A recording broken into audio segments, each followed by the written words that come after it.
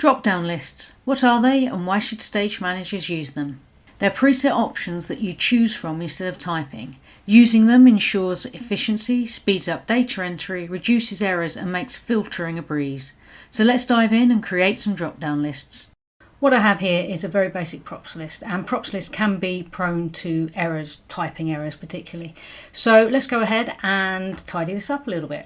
So first thing we're going to do is add some data validation. Data validation is our drop-down rule. So we're going to add a drop-down rule.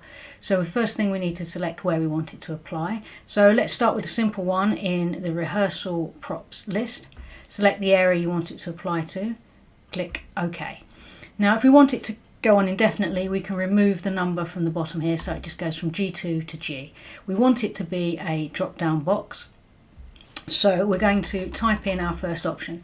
So all we're going to say is, do we have a rehearsal version of the prop? Yes or no. I mean, you may not even need the no. We can also colour this if we need, so we can give the yes a nice green colour and the no an orangey colour. As you can see over here, it has put in these slightly oval shapes. They're called chips. If you don't like those, we have a couple of options. We can change them to just an arrow, which is the whole cell with an arrow in the right hand side, or just plain text where the arrow will only show when you hover over it. For this one, I'm going to choose just the arrow and click done. So now if we go through, we can apply whether we have a rehearsal prop or not. You may not even need the no might be overkill, but anything that we do have, we can just type. You can also just start typing and it will give you the option and then just press enter. So if I start typing N, there's only one option, no and enter, and it will select it. So what about if we've already started typing in some options and we decide that a drop-down box might be a better solution? So we can select the area, we can add a new rule, and you can see that it's already guessed that the pre-filled values are the values that we want. If we do want them, we can keep them, and if we don't, we can just remove the value here. Again, we can add colour to them if we want to. This might be overkill, but let's pop a little bit of colour in and click done. Now I'm not a fan of these chips in certain paperwork, so let's go back to our data validation. It's in F, so let's click to open it up, go to advanced options and click the arrow and click done. So now we can go through and apply whether things are consumables or whether they are dressing or nothing at all, whatever you fancy. Now another place drop-downs are useful is with the character list, but unlike the other two lists, we probably don't want to individually type in our entire character list. So again, we can highlight the area, we can go to add a rule, and instead of drop-down, we can go to drop-down from a range. Click on the 4 squares, and what I've done is in a separate tab called drop-down, I have already got our cast list. So let's highlight that, let's go a few longer so we can add a few. Click OK. I'm not going to add colour to this because that will make it a little bit mad on the eyes, but I will change the advanced options to the arrow style once again. Click done. Let's go back to our props list, and now we can see that the drop down has been applied. Now it's in a bit of a random order, so it'd be quite nice if it was alphabetical. So what we can do is we can go back to our drop down list and we can use the sort function. If we do sort equals sort, open the brackets, select our range, and if we just drop off the number so it's A3 to A, it will take into account anything we add below. And because we're only sorting one column, we don't need to worry about the sort column. Ascending is the default option, so if we just close the bracket and press enter, our range is sorted.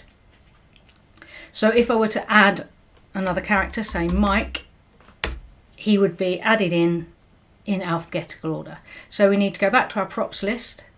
We need column D is where our data validation is, so let's go over to D, and instead of it being in column A, we want to change this to B. We can either manually change it as I am here, or we can click on the range again, we can go back to drop downs and we can select our range, and again if we lose the 23 it will do the entire range. So let's just click done.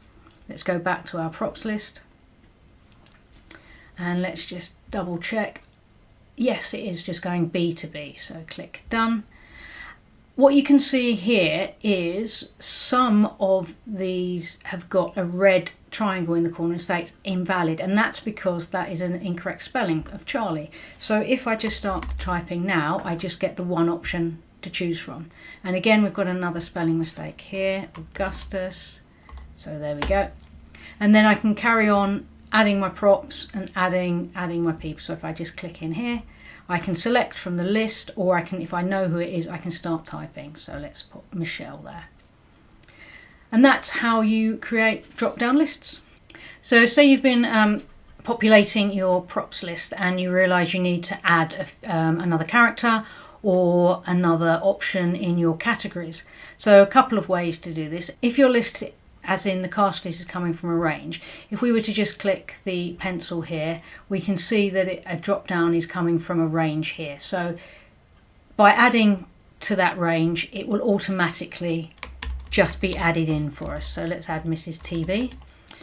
Let's go back to our props list and we can see Mrs. TV is there. And she's also available on any of the previous lists as well. It's slightly different if you've typed them in manually. So let's have a look at that. So say here we wanted to add a reference that something was a piece of costume, a prop costume. So if we add another item, costume, and give it a colour, then when we click done, it asks us if we just want it to apply to this one instance or apply to all. Now we want it to apply to all, so if I click apply to all, then when I click here we can see costume is an option, but also if I was to go before that, costume is still an option. And that's how we can add extra things a little bit later in the day. So on two of these ranges, they're stopping at random rows, and we actually want them to continue indefinitely until we've finished our props list. So if we go back to data validation, and D is our characters. So if we go from D, currently the props list it's applying the characters from D2 to D28. If we drop off the number and do D2 to D, that will apply to the whole column. And we can do that again with the categories, and we can go F to F and click done. And now when we look, it says 998 because what it's actually done is it's gone to the end of our sheet. But that should be plenty. Another thing you can do is use some conditional formatting with your drop-down lists. So maybe if you've actually got your actual prop, when we click yes, conditional formatting is applied. What you can see is the conditional formatting has been applied to the row where there is no other colouring. The colouring that you've applied in your drop-down list will always be on top of your conditional formatting. So if we want it, as you can see, I've made this a green. If I wanted it to be the same as the conditional formatting, if I go to the pencil to edit and we reset the colour, click done, apply to all. Now you can see that if I click yes, the conditional formatting is the one that has taken effect. If you'd like to learn how to use conditional formatting, then please do check out one of the previous videos on conditional formatting. That's it for now, so why don't you give drop-down lists a try? And don't forget to like and subscribe, and I'll see you in the next video.